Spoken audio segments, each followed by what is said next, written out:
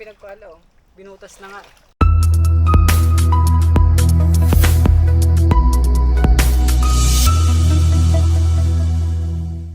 So ngayon alas 2 na po ng hapon. Dahil nag low tide na po o bumaba na yung tubig. So ang gagawin naman natin ngayon, titingnan ko yung nilagay kong bobo trap dito sa mga kanipaan, mga kaibigan. Dahil naglagay ko ng bobo trap para doon sa hipon, dito sa may mga nipa, sa may mga bakawan, diyan.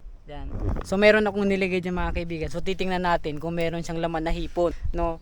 Tapos tingnan natin kung ano yung mga laman nila, baka meron na alimango, no. So makaswertein tayo, magkaroon tayo ng alimango, no. So tara, tingnan natin, let's go. Dito ko nilagay yung bobo trap natin mga pinagpala. Dito.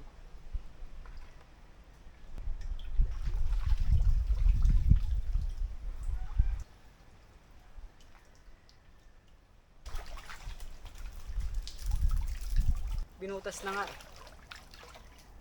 Ayan, may butas na oh. Kinagat. May butas, sayang. Kami sana tong huli, may butas pala. Kinagat.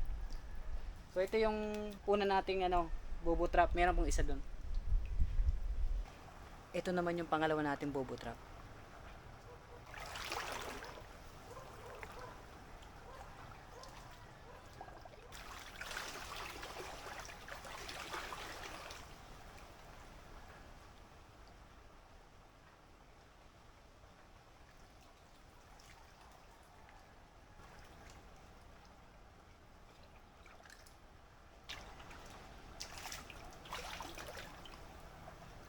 Dinako yung bobo trap natin mga kaibigan. Hindi ko alam kung sino kumuha, ninakaw. Nasabi ko na nga ba. Dinako yung bobo trap natin mga kaibigan, dadalawa na nga lang. Kinuha pa yung isa. So bali binili ko nga pala to sa sa TikTok. Ayan. So ninako yung ating bobo trap.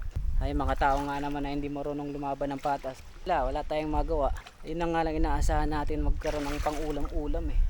Tapos kinuha pa nila. Grabe naman sila. Oo.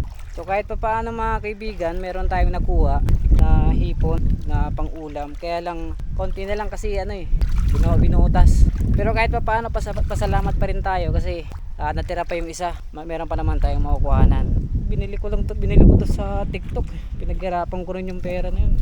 Ikadakol baga. Yan. Ayun mga kaibigan hipon.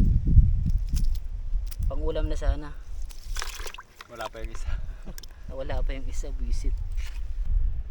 Malalaki yan mga kaibigan. Ayan malalaki oh.